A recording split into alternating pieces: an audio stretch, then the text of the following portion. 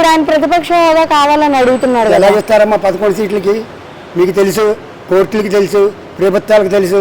11 సీట్లకి ప్రత్యేక ఆయనకి ప్రతిపక్ష హోదా ఎలాగిస్తారమ్మా? అది జనసేనకి వెళ్తుంది. వస్తే 21 నెగ్గేరాళ్ళు వాళ్ళకి వెళ్తుందమ్మా అది. ఆయన మరి పవన్ కళ్యాణ్ అంటున్నాడు కదా, పవన్ కళ్యాణ్ అనే వ్యక్తి కార్పొరేటర్కి ఎక్కువ, ఎమ్మెల్యేకి తక్కువ, జీవితకాలం మొత్తంలో చూసుకుంటే సెంటర్ జైలుకి వెళ్ళి కూడా ఎన్నైనా చెప్తాడమ్మా. రేపమ్మా సెంటర్ జైలుకి వెళ్ళిపోతే రెడీగా ఉన్నవాడు ఎన్నైనా చెప్తాడు. ఎందుకు నెక్స్ట్ ఆయనే వస్తాడు అంటున్నారు కదా. మీరు అనుకుంటున్నారే, మా ఏమో వచ్చేది ఏమి లేదు, ఆ సీన్ ఏమి లేదమ్మా. జగన్మోహన్ గారు రెడ్డి గారు వచ్చే సీన్ ఏమి లేదు. బాబు మోసం చేశాడు, నేను న్యాయం బాబు కాదు, జగన్ మోసం చేశాడు. శనిపిల్ని కూడా మోసం చేశాడు అండి. ఒక్కళ్ళం కాదు, అన్ని వర్గాలను నాశనం చేశాడు. ఈ ప్రభుత్వమే రౌడీ పరిపాలన అంట కదా. అలాగా వాళ్ళ పాత పాటమే మామూలు. అది తీసేయమంటారా?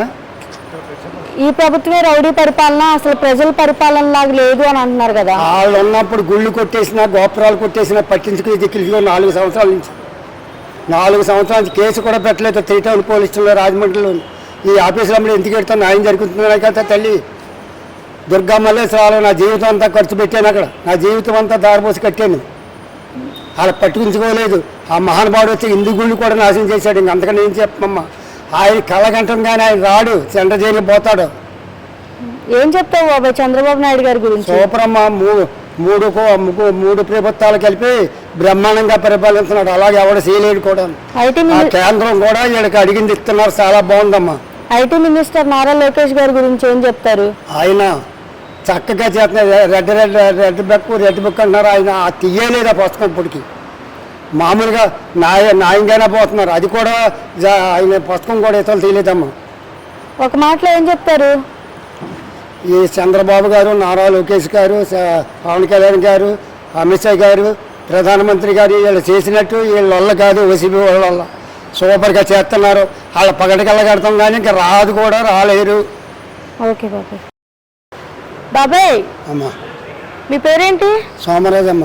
ఎలా ఉంది చంద్రబాబు నాయుడు గారి పరిపాలన?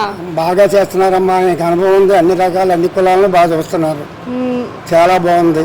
అన్ని కులాల వారిని బాగా చూస్తున్నారని మీరు అంటున్నారు. మరి ఎందుకని వైసీపీ వాళ్ళు ఈ ప్రభుత్వం అన్ని అవకతవకలు చేస్తుంది, అసలు పేద ప్రజలను ఏం పట్టించుకోవట్లేదు అని అంటున్నారు?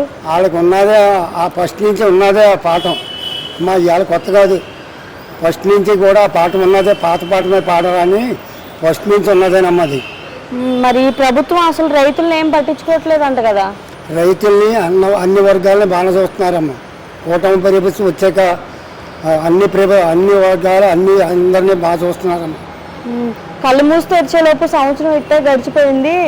3 ఏళ్ళు ఓపిక పట్టండి, నెక్స్ట్ వచ్చే ప్రభుత్వం మనదే అని చెప్పి జగన్ గారు అంటున్నారు కదా. ఆయన పగటికల్లేనమ్మా.